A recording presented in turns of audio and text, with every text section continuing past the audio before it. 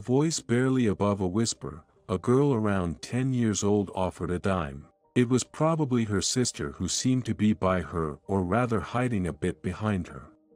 With tears in her eyes, she desperately clinging to the hem of her sister's shirt. I was just looking around the store, right before closing time. In our town, there are folks who cruelly mock and laugh at these sisters, struggling to stave off hunger. I sure as heck didn't want to act like them. If I couldn't fill the stomachs of the two young kids in front of me, I doubted I could satisfy any customer's hunger either. So, I invited the two of them into the shop, and said, "Come on in." They entered hesitantly, cautiously stepping into the inside. "Just take a seat and wait." I made pizza for the two of them. With the pizza in front of them, the older sister asked apologetically, withholding only a dime. Is it really okay to have two? "Please, go ahead and enjoy," I said.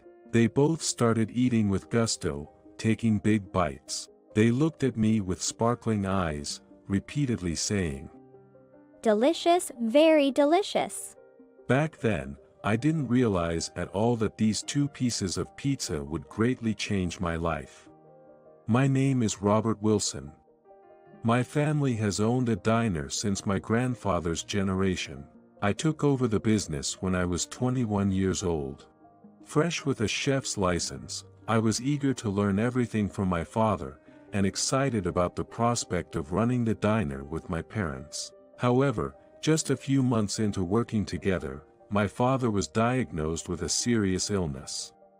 Consequently, my mother devoted herself to his care. Suddenly, I found myself managing the diner alone. It was not that I lacked skills at the time. I had helped out a lot since I was young, and was deeply familiar with the taste of our dishes. But replicating the flavors of my father and grandfather proved to be a challenge. Struggling to recreate those tastes was a daily frustration. As I struggled with the management, our regular customers were incredibly supportive. Robert, this is really good too. Robert, you're really doing a great job. Even that kindness felt like pressure to me back then. Everyone wanted that taste, and no matter how much I tried, I couldn't replicate the flavors of predecessors. After I started working, my classmate named Chris would often come to the diner. Same as ever at this place.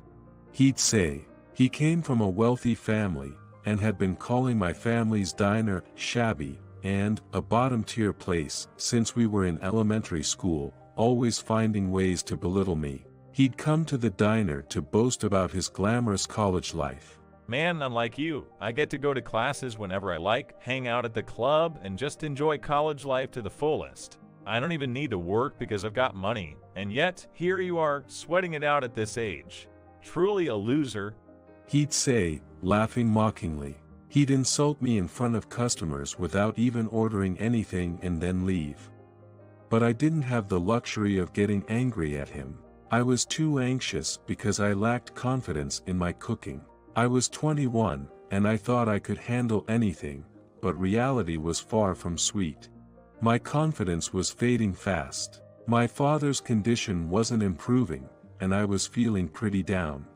One day, as I was closing up the shop, I heard a faint voice. Excuse me. Coming from a hidden spot. When I turned around, I was surprised to see a pair of sisters in tattered clothes. The girl who looked older sister held out a dime and said, Could we have something to eat with this, please? The younger sister was pulling at her sibling's sleeve, hiding behind her. Come on in, I said, and invited them into the shop. They entered timidly. Just find a seat and wait. They were looking around nervously. They must have been scared. I had some extra bacon, so I decided to make pizza. Given their appearance, I wondered if they had eaten anything in days. They were that emaciated.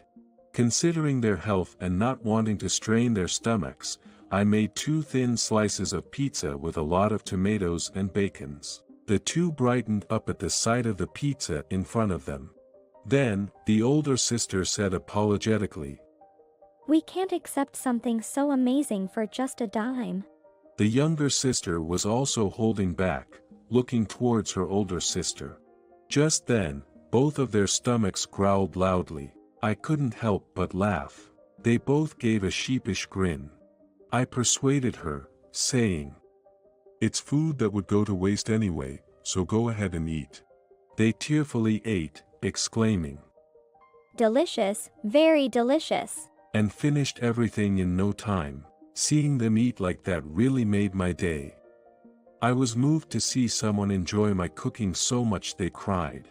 After they finished eating, I asked for their names. Other than learning the older sister was 11-year-old Sarah and the younger was 6-year-old Mary, I didn't pry further. It was clear they were carrying some burden. That's why I didn't want to hurt them with careless words. I thought there wasn't much more I could do for those kids. Yet, I was so happy to see them enjoy their meal like that. Without thinking, I blurted out, "If you guys are okay, would you like to come by tomorrow to help reduce food waste and taste test our products?" It wasn't a lie. I saw hope in the way they relished my food, saying it was delicious. I realized I could bring joy to people with my cooking. After that, the sisters started coming to the diner every night. I began tailoring my dishes to the girls to various sorts of pizza. As I experimented, my fixation on recreating my father and grandfather's flavors started to fade. Something inside me changed. I began to focus solely on considering the diner's patrons. Both my father being in the hospital and my mother checked on the diner, and they and even our regulars embraced the change in taste. My father even encouraged me, saying, "Make the diner uniquely yours." The regulars also began to notice, saying, Robert, your cooking is even better now. It's great that it's so you. I started to take genuine pleasure in their compliments. The sisters quickly perked up and grew fond of me. Though they still called me uncle, despite my being only 21, being called uncle at that age was quite a shock, I must have admit. Every night, they'd come in excitedly asking, Uncle, what's for today? I'd prefer to be called uncle, starting at 40. At that time, brother would do. As long as those two were happy, that's what matters. Sarah always asked how to cook dishes. Mary showed me her portraits and prized sketches. Their interactions were a balm to my soul. However, one night, they came with bruises on their faces. Mom said it's shameful to accept help. So, we won't come here anymore. They told me sadly, and left the diner. I was shocked. Never thought my good intentions could hurt them. I was filled with remorse. The next day, as if he had been lying in wait, Chris came in and provocatively said in front of everyone, I heard you've been bringing little kids into your place. That made my blood boil. Stop it. Spreading nasty rumors now. How dare you? In my anger, I punched him. My hand moved before my brain. That only made him amplify the drama, leading to a minor incident with the police. After that, it was one thing after another. First, my father lost his battle with illness. My mother worn down from years of caregiving, and 6 months later, she followed him as well. I was left with the diner and a pile of debt from my father's medical bills. I kept the diner going, serving the regulars, but they aged alongside me. After 20 years, it's no wonder that no one comes around anymore. The debt was still there, and continuing the diner might mean sinking further into it. In the midst of those quiet days, Chris visited the diner after a long absence. Having graduated college and become a businessperson, he boasted about his successes, and laughed to call me a loser and a living embarrassment. Then, he had the nerve to say, How about I help you out, you loser? He was running a fast food chain, even I had heard of. He planned to buy my diner and land, and to build a new store on the site. The amount on the contract was meager, but his offer to let you wash dishes out of pity, made me wonder if being debt-free with a job wouldn't be so bad. That's how worn down I was back then. But I couldn't decide right away. Alright, let me think about it. Was my way of holding on to some dignity. The next day, as I hung the signboard out of habit, I saw two women approaching. One had a very short, almost buzz cut. The other one had an intricate, asymmetrical hairstyle. Their demeanor and clothes were refined too. They didn't seem like they had business with a place like mine. Thinking that, I retreated inside, only for them to follow. Their entrance surprised me. They looked around, speechless. Given the lack of upkeep, it wasn't surprising. This place isn't meant for well-off folks like you two. I almost said out loud. As I grumbled to myself, the two of them ordered pizza. With a sigh, I headed to the kitchen. In frustration, I haphazardly prepared 2 servings. The woman with the short hair grimaced at the first bite. It seemed she found it unpalatable. This place wasn't meant for you. I thought bitterly. The other one sighed as she began to eat, looking over the rundown diner. I was on the verge of voicing my complaints. Just as I was feeling quite displeased, the short-haired woman exclaimed in a voice on the verge of tears. What happened to you, Uncle? The other one said. Sarah, that's why we're here. And with a deep breath, the first looked into my eyes and said, We've come to repay you. I was taken aback, but I clearly remembered their voices. To my surprise, the two of them were the grown-up sisters. The short hair was Sarah. The one with the elaborate hairstyle was Mary. I didn't recognize you both. You've changed so much from back then. Uncle here is quite surprised. It's strange to call myself uncle. At 43, it's inevitable. It's a fitting title now. Sarah's a chef and Mary's an interior designer. Without letting the stunned me get a word in, they insisted. Leave the diner's makeover to us. Sarah noticed the documents left on the table. They were Chris's contract. She picked it up, saying, This is what this is for. And tore it, making Mary laugh. Things moved quickly after that.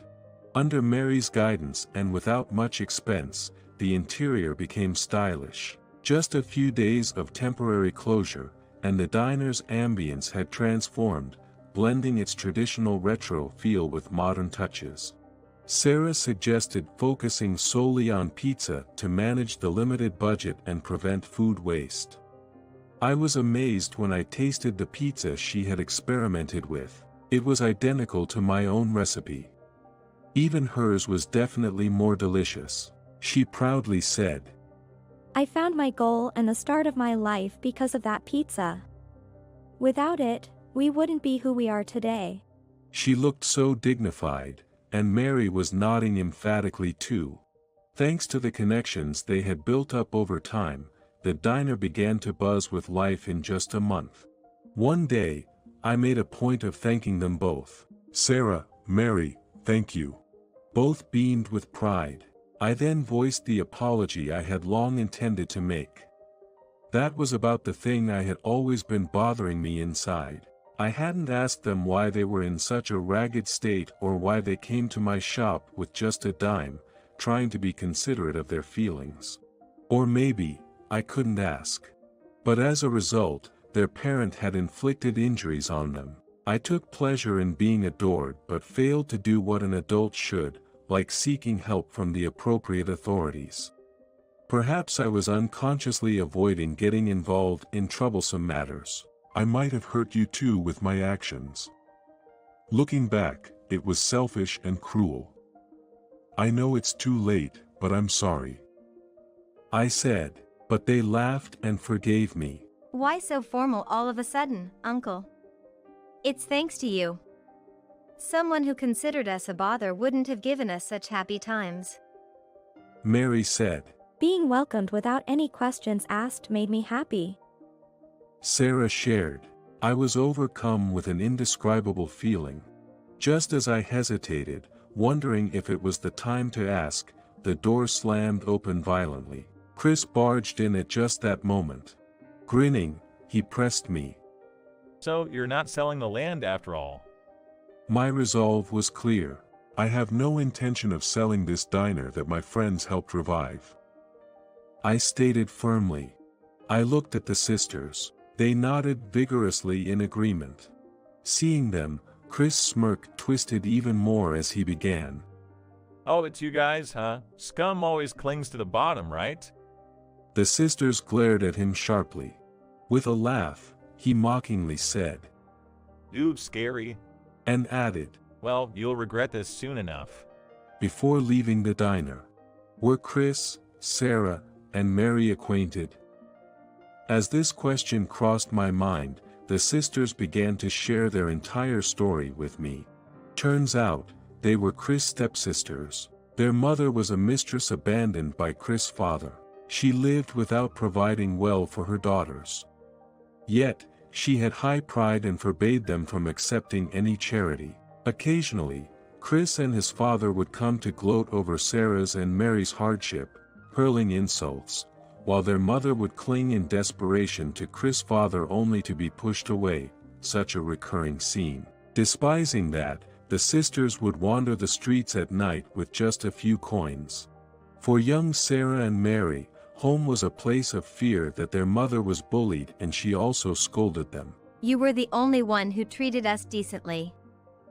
Mary shared. Paying even just a dime was our pride. Guess we're our mother's daughters.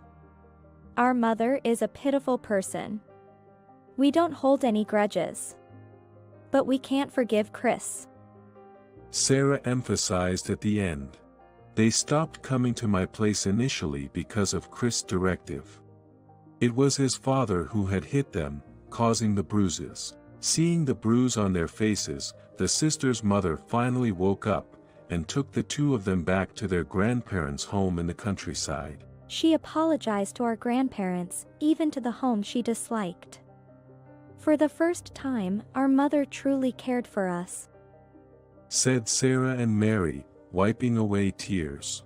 Memories of those times must have resurfaced for them.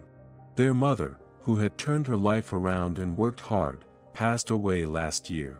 Until then, each had been pursuing their dreams. Sarah became a chef inspired by my cooking, and Mary became a designer from contemplating the art for my diner. Losing their mother, coming to me was inevitable for them. But they found both the diner and me lifeless. Though initially shocked, they thought, now is the time to repay Uncle. I appreciated their actions again. We'll work hard together now, I declared with all my might.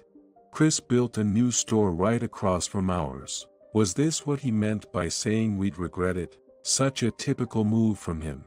For the first week, it was clear we were losing customers to him. But as I panicked, the sisters confidently assured me, it's okay. Our customers will come back. They were calm and collected. Indeed, as the week turned, our customers started returning. In fact, it seemed like the number of customers gradually increased. I was astonished that things turned out exactly as they said. Non-franchise pizza shops were rare in the area. Sarah's advice was spot on. That was a strategic win. Moreover, we adapted the taste and preparation of our pizzas according to customer requests. Though it reduces turnover, being right across from a chain store, this unique approach adds a sense of exclusivity. That was highlighted in a review by a magazine that came to interview us. It praised the calm atmosphere and stylish yet unpretentious interior of our diner. Mary was delighted by that. This is my taste and skill being recognized.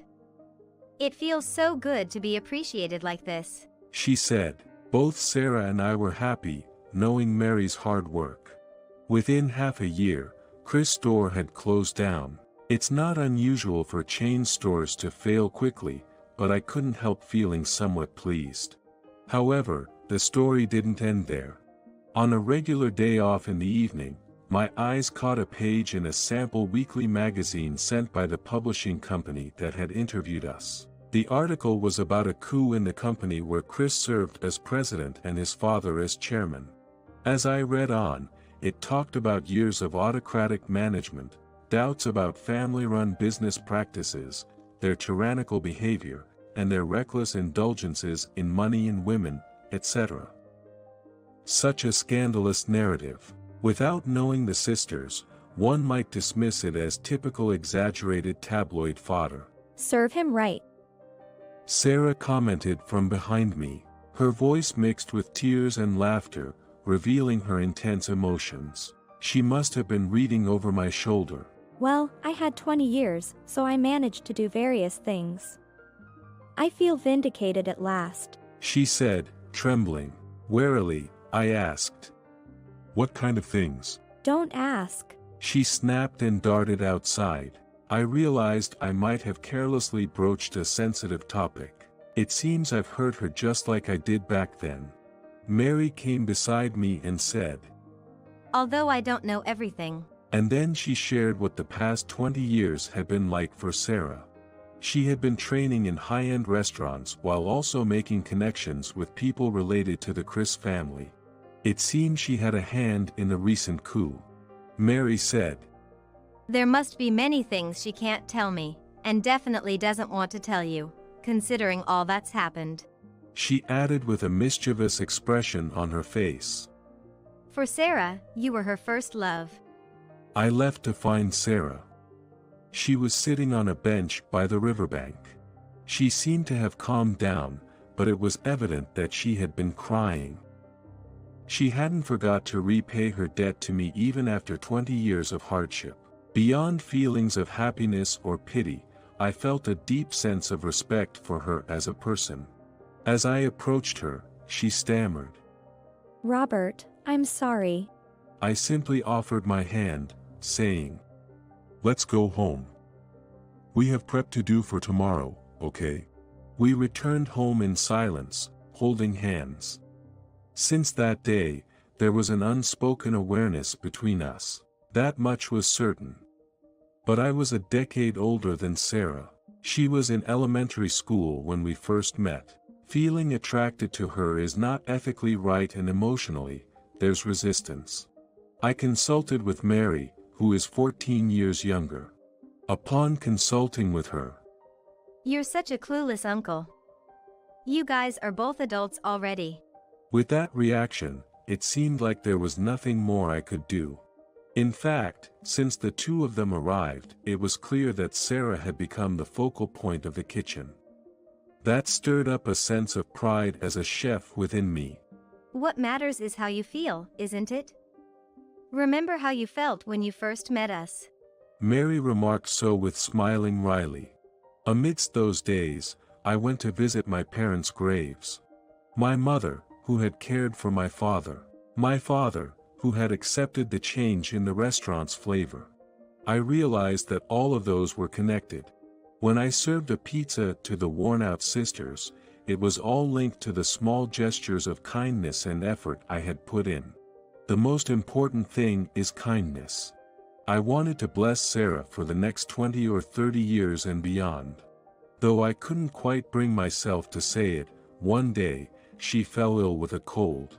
After a few days, when Sarah said, I feel like I need something more substantial than just plain chicken soup. I made her the same pizza as I did back then. As I watched her enjoy the pizza with propping up in bed, the words, Let's get married, just slipped out of my mouth naturally. She also replied with a simple, Yes. Thus, we got married, and lived together as a family of 3 on the second floor of the shop. Mary mentioned that she was thinking of finding her own place, but Sarah said she'd feel lonely and convinced Mary. I also believe that our home is complete only when all 3 of us are together. We'll continue living together with care for each other, delivering kindness to our customers.